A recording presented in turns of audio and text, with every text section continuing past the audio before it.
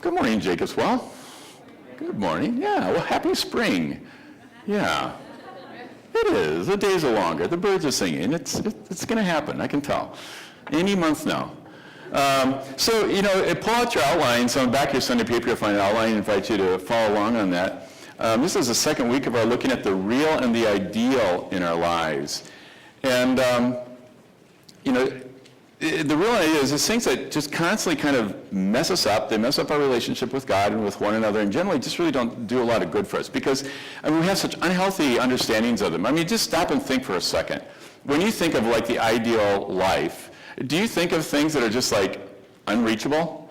They're not going to happen. They're impossible. In fact, you kind of know enough that if you ever actually got there, it probably wouldn't be as good as you think it is. All the problems you have now probably would just follow you along and maybe be a little bit more potent there than they are here. And the same thing with your real. Is your real something that just makes you like hold your breath and go, ooh, I don't want anybody to know that. I spend a lot of my own time and energy disguising it, hiding it from other people and from myself because it's ugly and I'm ashamed of it and I don't want to be there. It doesn't have to be that way. It doesn't have to be that way. God has a different way of helping us understand what our real and ideal can be about. In fact, in these weeks as we're getting ready for Easter, if Jesus is going to live, right? If resurrection is going to happen, something has to die, right? And what has to die? It has to be these illusions that we have about what we think our lives are and what the life that we think we're trying to have, and it isn't life. That's what's got to die. In order, out of the ashes of that, a healthy, a real, a God-inspired, a God-breathed understanding of who we really are and who we really are called to be could rise out of those ashes. So that's what we're talking about here today. Last week we talked about the real and ideal of our identities. And this week we're going where the rubber really hits the road, and we're talking about the real and the ideal of our finances. And before you leave, this is not a request for money, all right? This is not a pitch to get to Jacob's Well. I won't insist that you don't, but this isn't what it's about, right? We're talking about our own real and ideals and really getting down to it. But before we go into all that, I need to be really clear about something, and that is the purpose of this real and this ideal conversation. And that is, it's really important that you realize that this isn't about fixing you, all right? This isn't about saying you're kind of messed up, and if, a couple of easy steps, if you go through this stuff, you're going to be a better person. This is not about being a better person. In fact, if you look at your outlines, you see the healthy, real, and ideal zone that we're encouraging us all to be able to live in, to find a place within, is not about being better people. It isn't about better people. Hopefully, if you get there, you will find that your life is a better place and other people will like you a little bit more too. And you're a better citizen of this world and everything, But we aren't doing it to make you better people. Well, why are we doing it? We're doing it to remove obstacles that separate you from God. We're talking about these things because we're trying to help you remove the barriers, remove the stuff that keeps you from God. Because these illusions of our real and ideal, we end up, to use that word, worshiping those, and when we're doing that, we don't see God. And you aren't supposed to get closer to God or to know and see God because that's what you're supposed to do. You want to do that, and we want to help you do that because that's where life is. It's a God that we find real life. And the way that works, or how I understand it, is, God knows, God helped create and is the fabric of this universe. And as we know and see God and begin to live in sync with the way God put things together, which is much more about things like thinking of this week about generosity and sacrifice and of understanding what sufficiency and contentment is about rather than having in possessions and enough and all those kinds of questions, then life is better. Then we're in sync, we're resonating with the way the world really works. Not just up here on the superficial, the short-term sight that we easily see as human beings and is constantly broadcast to us, but deep down underneath where God wove the fabric of existence. That's what we're trying to weave into. And that's why it's so important for us to remove these obstacles. Now, this is a big deal. See, God wants to weave you into that stuff, and that's really important. And freeing us from this unhealthy real and ideal allows us to grab onto the healthy real and ideal. And there's perhaps no place where this is more poignant and maybe even more powerful in our lives is in our finances. So, well, finances, that's just money stuff. That's technical stuff. Greg, what does that have to do with spirituality? your finances are an incredibly spiritual issue for you. Because you decide, at least in our society, we define ourselves and we express ourselves through what we do financially, through our money, through our material possessions, through our wealth in general. And no matter how much we make or how little we have, we all struggle with these, of keeping them in their place. And the rule tends to be that we don't have enough, and the ideal is that we could never have enough. Wants grow faster than supply. Have you noticed that? Wants grow faster than supply. No matter what we say we believe about God and the world, no matter what we intend to believe, it is our finances that ends up calling the shots in our lives, and we serve them, and God takes a back seat to our lives. Amazingly, 2,000 years ago, the Bible got this right, okay? I just think I'm floored by the Bible's on-spotness with money issues. I mean, this is before credit cards existed and revolving credit. This is before 24 hours a day you could get anything, buy anything you wanted that you could imagine. Nonetheless, people in those days seem to have all the same issues with money that we do. So just listen to these verses. It's from Hebrews chapter 13, some early teachings from the early church. And the writer says this, writes, keep your lives free from the love of money. Doesn't say keep your lives free of money, keep your lives free from the love of money. That's the unhealthy ideal, right? Like if I have more, then everything will be okay. Keep your lives free from that. And be content with what you have.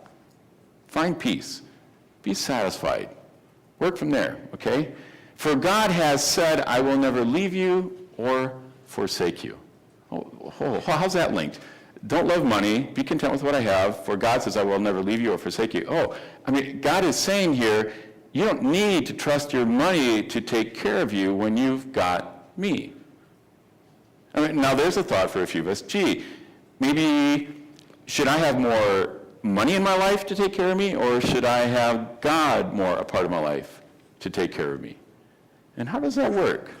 I mean, that doesn't mean that money isn't part of my life, but which one am I really seeking? Which one am I trying to find my meaning? Where am I going to find my path to fulfillment? Some pretty good stuff.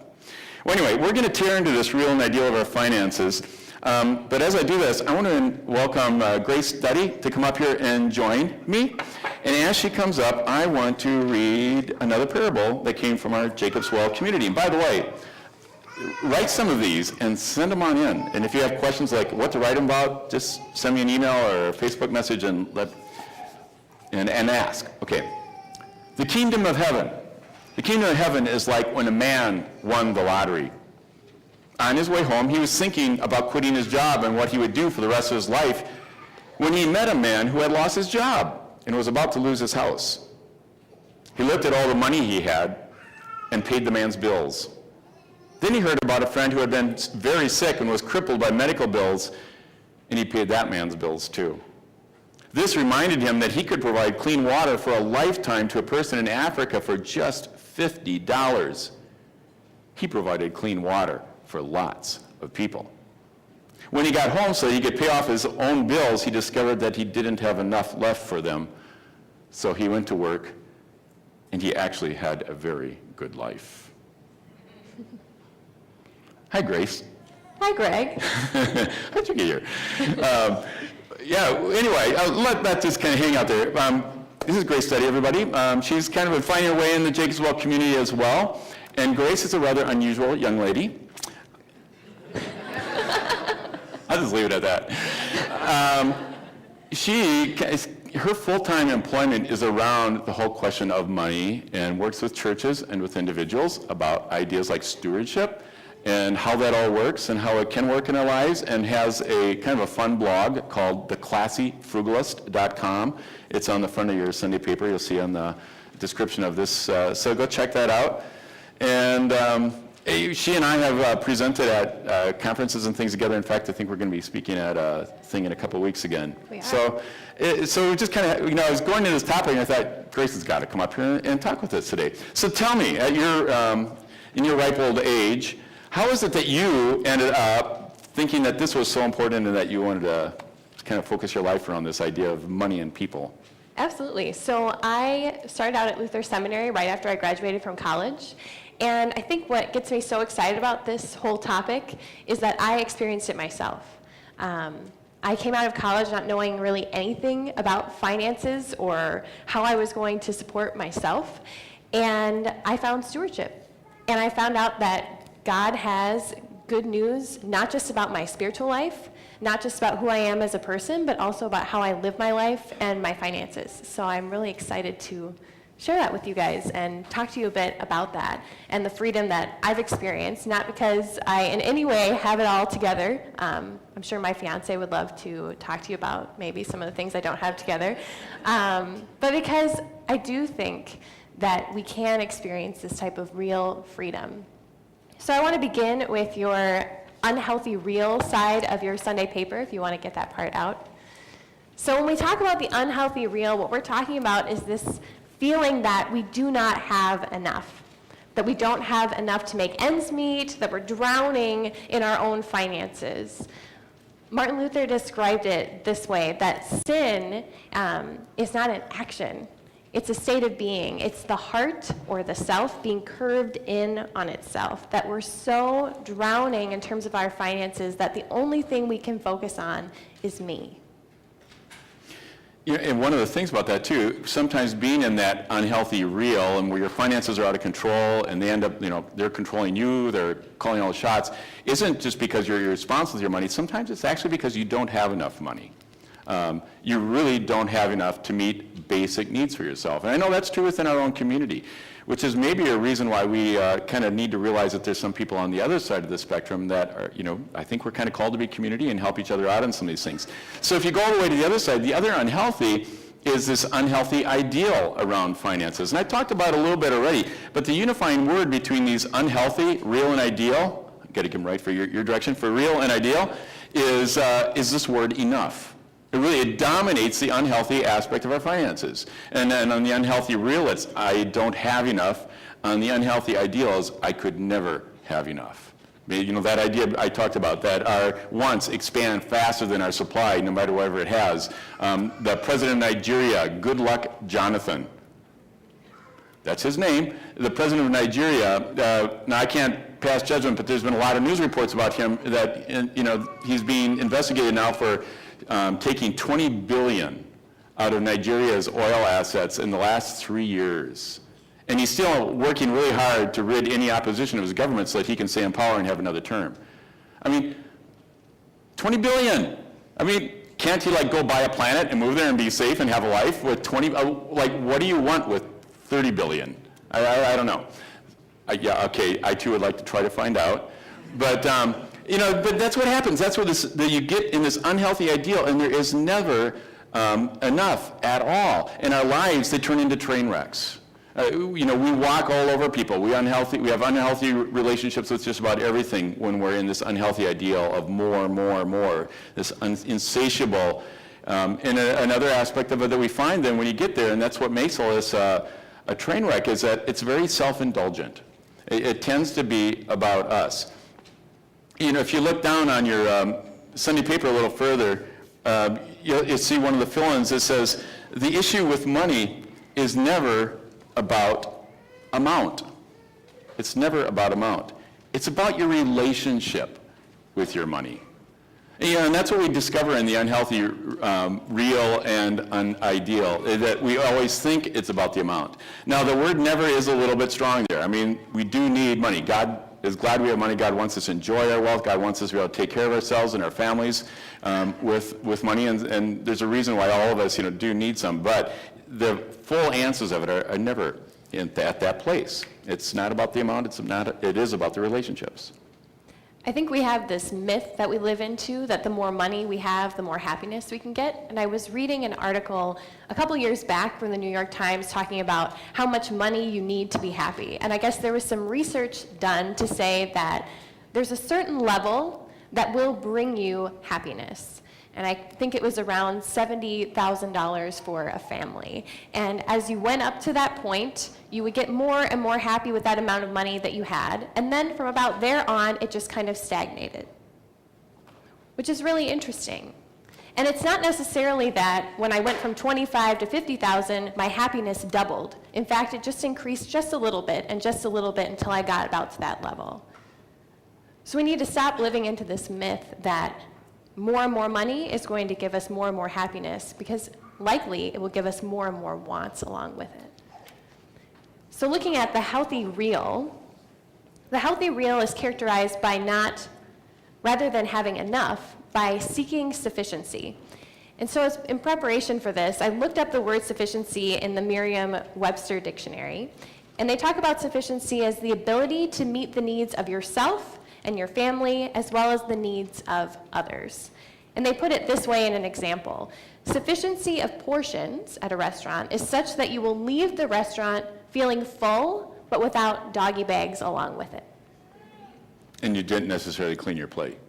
Yeah, didn't necessarily maybe clean your plate. So this is what sufficiency looks like. You have your head above water. You've gotten out of drowning, and you're being honest with yourself about where you are. As Greg and I were talking about this the other day, we realized that the amount of money that you have in this unhealthy reel versus the healthy reel could be exactly the same. But the healthy reel is characterized not just by being fearful, but by being honest with where you are and having a plan. And this might look like having a budget and having a plan to get out of debt, especially unsecured debt like credit card debt. And you're in control. Rather than being ruled by money, you have a sense of control about it. Right, and so we have at Jacob's Well, and this is also on the bottom of your outline, we have a rather unusual goal. In fact, I don't even know another church that has ever articulated this kind of a goal. But, and it's simply this, it says that everyone connected with our community, right, would have a livable budget, a budget that would work for their finances, okay? So that's number one. And number two is, and a plan to get out of unsecured debt. A plan to get out of unsecured debt. Now, why would that be a church's goal? It's because those things, if you don't have a budget and your money is controlling you and you're just like trying to figure out how to pay bills and you're just reacting to that all the time, and if you've got unsecured debt that you're constantly trying to pay off and it's robbing you of your current income in order to continue paying for that dinner you had 3 years ago, you're not following God. You can say, I believe in God, I have these values, this is what's really important to me, but what you're actually doing is just doing whatever your money tells you to do. All right, so we're trying to help people get free of that. And the last piece is that we also want to give you the support to, one, figure out what your budget or your plan to get out of debt is, and also to be able to stay on it, and then to get back when you get off of it. I mean, all of us have struggled with this, all right? Just a couple of little things. I've gotten some feedback from people saying, Jacob's Well has this, this goal of having everybody connect to their community, not having a budget, and I don't have one. My money's a mess, and I'm afraid to ask for help because I'm so embarrassed. I'm in a church where it's so important, and I don't have one. Folks, the reason it's important here is because we don't have one either, all right? If it was something we all did, it wouldn't be a goal, it would be an accomplishment. No, we all struggle with this, all right? And your goal, or your budget probably is going to have to be worked over and over. Grace and I talking the other day both kind of ended up confessing to ourselves that our budgets that we thought were working are out the window. Yes. And yours is because... I'm planning a wedding, which means your entire budget just gets thrown out the window for a while. And we had some unexpected, pretty significant medical expenses, and I wasn't really aware of how that could blow our life apart. It's nothing that can't be managed, but it's not going to get managed without some major retooling of our budget. So this is something we all struggle with. And remember, now if you have this attitude that, oh no, I'm too embarrassed about my situation, maybe at how little money I make or how much credit card debt I have or whatever it is, that's the unhealthy real, right? You're saying, I've got shame about this. This is wrong. I'm not a good person if I have this. We don't believe in that. We believe who you are. Bring what you've got. It's a mess, probably, or maybe you just need some I was going to say twerking. Tweaking. That's okay. Probably 90% of us in here are in that situation. So we have a team of financial coaches. Where are you guys? If you're a financial coach, stand up. Come on. Be brave. Look at all these nice, trustworthy people. They are not, really, they have done a lot of study. They are not financial experts necessarily. Some of them have different expertise in different financial areas, but they're there to be coaches. They know how to walk you through stuff and help you find something that is going to work for you. And if you need special expertise from someone else, they'll get you connected with that. So, if this is a need, if you, have don't have a budget, or you need to work on your budget, and you know, like me, you'll never do it unless a third person, a third party, or another outside party is helping you and forcing you to do it, just take your communication card, I don't have mine with me, put a $ on it, all right? And we'll know that's a confidential way that we'll contact you and figure out what you need to get connected with somebody, and it's in your court, right? We aren't going to make you do anything, we aren't going to make you do it any specific way, but we'll try to connect you with the resources. Really, feel free to do that. And like I said, anybody connected with our community. So you maybe say, well, I'm not really a Jacobs Well person, or maybe it's your aunt or your uncle or your neighbor who you know has been looking for help like this. That's connected, all right? So we want to be of help to people. And I think a budget looks different for everybody. It's something that Greg and I talked about. You might keep an Excel spreadsheet. You might keep all your receipts. You might use an online application like mint.com, which is one of my absolute favorites. It's going to look different for your family, and that's just fine. The focus is on having a plan and knowing how to get back into the green when you go into the red, which is where I know Greg and I are right now, that we've swooped into the red and we're trying to figure out how to get back into the green again. This is not a place you stay. You're just constantly moving between these different levels. You know, and just a word about people's, one is, we talk about unsecured debt. What does that mean? That means debt that isn't providing value to you over the time that you're trying to pay it back. Like a house, if you buy a reasonable house for your income, that's a good investment, at least in my way of thinking. This is my philosophy. Some people would disagree with that.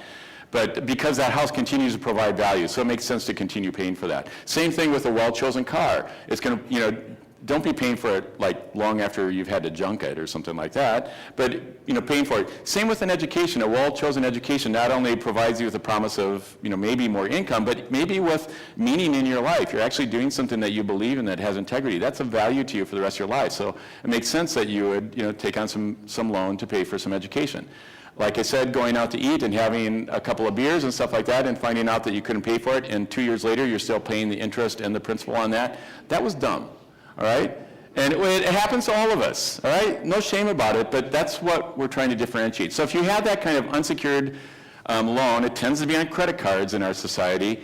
Let's help you find a plan to get out of it, all right? And why? Why do you want to get out of that? Just think about it. This is something we all know, but most of us never stop to think about. If you've got your income, we'll just say you have $10,000 a year, and you ran up a debt on your credit card, so you have to pay $1,000 a year to that credit card for stuff that you no longer are getting because it's all gone, you now have $9,000 to live off of, right? Because $1,000 is going to that credit card. But you've already proven that you couldn't live off of $10,000. You were living off $11,000. So now you have a $2,000 gap. So next year you're going to be paying on $3,000 of credit, and you're going to actually only have $7,000 of disposable income. But you're still trying to live off of an $11,000 salary. You can see the math, how that works. This is why you want to plan to get out of unsecured debt. That's my pitch. Okay. So the healthy ideal, what is the healthy ideal? I mean, this is, I think, where God was trying to move us to. And the healthy real is a good thing. Your head is above water. You're not drowning anymore. But you're also really not doing anything with your finances. You're just afloat. And how long do you want to tread water? I think we are excited about life. We want to see the possibilities of what we can do in life. And that's what the healthy ideal is. It says, you know, that I'm not drowning. I'm not just treading water. I'm actually soaring. I'm flying.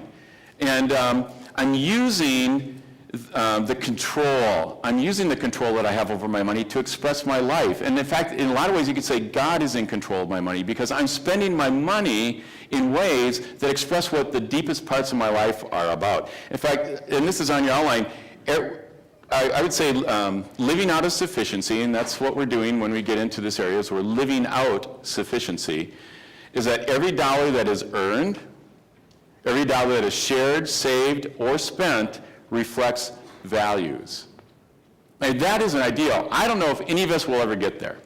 But it's something I can wrap my head around. And I can see how I could go from where I am now to that once I've gotten my head above water. Once I've gotten that, you know, the budget. Once I'm out of unsecured debt and I've got a plan for that. I can start seeing how I could use every dollar I earn. In other words, the way I earn my money is also really important. And also the money that I share, that I give away, that I donate, the money that I save to care for myself and other parts of my life, and the money that I spend reflects the values. Every dollar that you have is a vote for something. It supports systems. Every dollar you spend supports a system. Are they the systems that reflect your values? All right? And I'm not talking about some kind of right-wing agenda on this. I'm just talking about what's really important to you. Are you really expressing the things that are really important to you with the way that you earn, share, save, spend your money? Because I think that's really important, and I think that's where we want to get to with our income, with our finances. Absolutely. And one of my favorite authors, Lynn Twist, puts it this way: how do you imbue your money with soul? How do you let your money stand for who you are in the ways that you earn it, in the ways that you share it or give it away, and in the ways that you spend it? How do you let your money be something that stands for you? Rather than having money control you, how do you be in control of your money?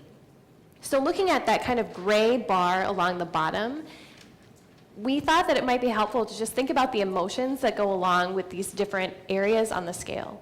So looking at the unhealthy real side, which I guess is on this side for you, the emotions that go along with that are fear. I'm scared.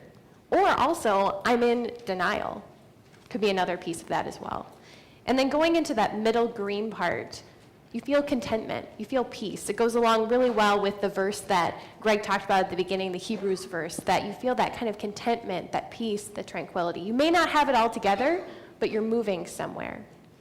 And then over on the complete side over here, the I'm happy question mark is what Greg and I came up with, because you feel like you should be happy because you have so much. But are you really happy? Because don't you just want more? Yeah, and likewise, so what is the experience that goes along with these? And this unhealthy real is you are consumed by your money, right? It's calling all the shots. You are subject to it. You're consumed by your finances and your financial situation. On the other side of the scale, the unhealthy ideal, you are a consumer. Now, we're all consumers. That's not a bad word necessarily, but that's really kind of all you are. That's how you find your identity. That's how you express your life, is simply as a consumer. And it's really probably not what we're really aiming at.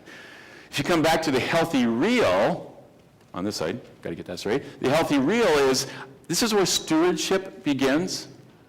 I've got my money into control. I'm starting to use it in a way that I'm in control of it, and it's not control of me. And it moves towards the healthy ideal of where I am truly a steward. Truly a steward. The definition of a steward is simply this, is just basically that it's not mine, but I'm in charge of it. When we say we're a steward of any kind of gifts, any kind of property, money, whatever, it means it's not yours, but you are in charge of it. That's the definition of a steward. Your finances, it isn't yours. It's God's. God entrusts it to you and says, I need you to use this for my purposes. I want you to use it to care for yourself, your family. I want you to enjoy it. I also want you to play your part in the larger world. That's why I gave it to you. You're a steward of it. It's not yours. Everything comes from God. I think that's just a basic idea. And out of that comes this fundamental idea, which you're going to find also on the bottom there, is that the key to sufficiency is generosity and gratitude. That's what's the definition of sufficiency. And I think where it really goes is that in how you get there is by understanding that I'm grateful for what I have. I'm thankful for it. I value it. I treasure it for what it is. And I can be generous with it. I don't need to have it. I don't need to own it.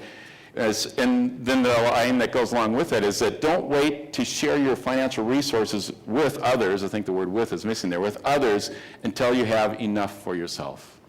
This is where you begin. If you want to begin to experience sufficiency, if you want to be content, if you want to find peace in your financial situation, that gratitude and generosity needs to lead the way. Because if you wait, right, remember our definition of that unhealthy ideal, if you wait till you have enough, guess when you will start being generous? You won't. You'll never have enough. All right? So let's just put that one to sleep. Start thinking about sufficiency. I'm going to start being generous even when I don't think I have enough. I think that's a key piece to that. And stewardship, I think, is using all that God has entrusted to you, money included, to love God and your neighbor, starting now and not later. And even if that amount is small, it makes a big difference for yourself and for other people to say, I'm not just going to focus on me right now. Even if I can only give away $10 or $20 per month, I'm allowing my money to stand for what I value And one of my values is loving others and sharing with others who are in need. Right. So do we have time for a few questions, Greg? Yeah, let's just throw the questions out for people to chew on later. Absolutely. So some questions that we have are, where are you right now on this sliding scale here? What of those 4 do you really feel is where you're at right now? You don't have to share that with anybody, but it might be something to talk about on the drive home. And then how much would be enough for you in terms of annual income? What would that number be? And what would be sufficient? What's that number? The question I would throw out, if you had more time to think about it, I would actually have you raise your hands on this, but it's like, how much would be enough for you? I would be interested, for how many of us is enough exactly what we have right now? For how many of us is it more than what we have right now? For how many of us is it less than what we have right now? And there's not a right answer to that. But that's something to kind of mess around with. Well, this is important stuff. God wants us to be free of something that really is messing up our lives. I've said many times, I have never counseled a couple that was, in crisis, married or unmarried, that were a couple where money wasn't an issue. And money is like one of the few concrete things in our relationships, but yet it has so much power in our culture that it destroys us. And it not only comes between us, it also is messing up our world, it messes up our relationship with God.